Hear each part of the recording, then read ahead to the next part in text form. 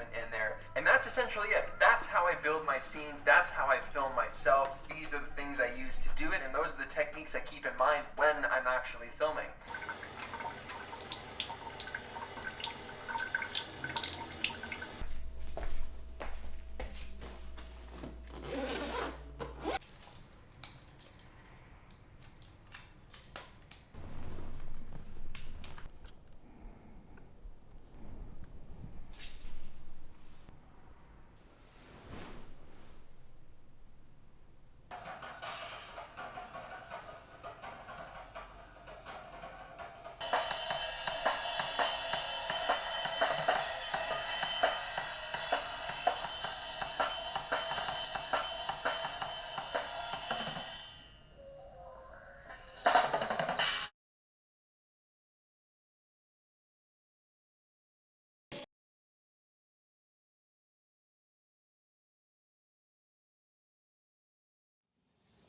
I want the music to be able to convey that it's okay to feel what you feel, and it's okay to have those experiences. And I want people to be able to just find out who they are and be more themselves outside of a system that dictates they should be a certain way.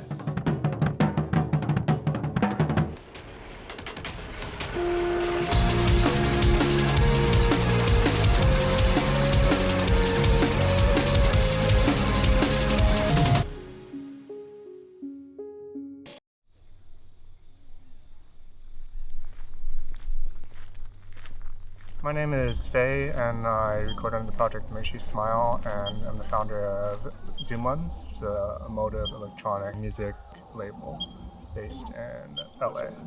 I'm Japanese, Chinese, American, and I am 5th and 6th generation, respectively. I don't really identify with any specific gender, so by all means, society would probably deem me to be more so gender fluid.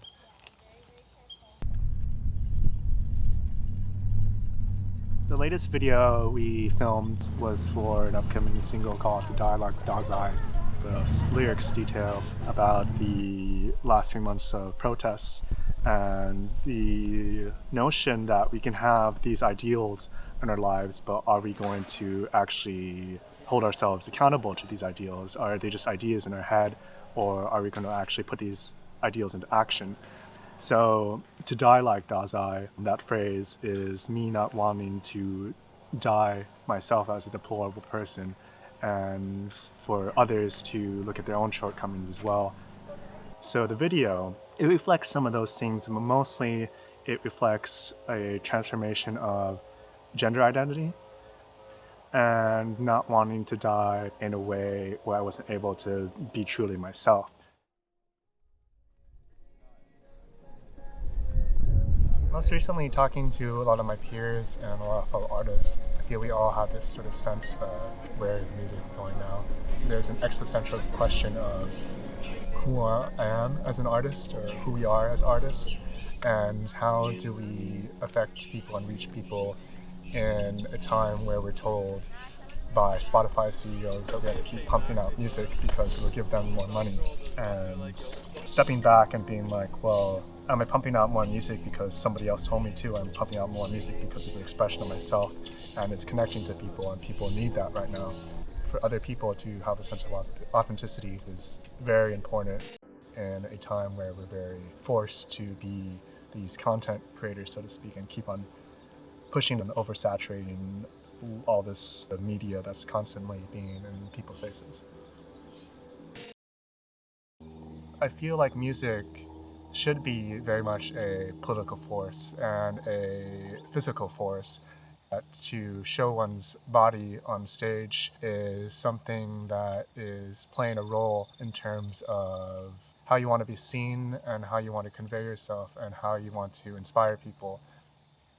To be someone who is Asian American and to convey that sense of stage presence, where I feel like I haven't really been able to witness that many Asian Americans, at least growing up, being more performative on stage physically or being aggressive, is something that I want other people to be able to see and hopefully be able to come back from that show and instill it into their own life in various ways to be more confident.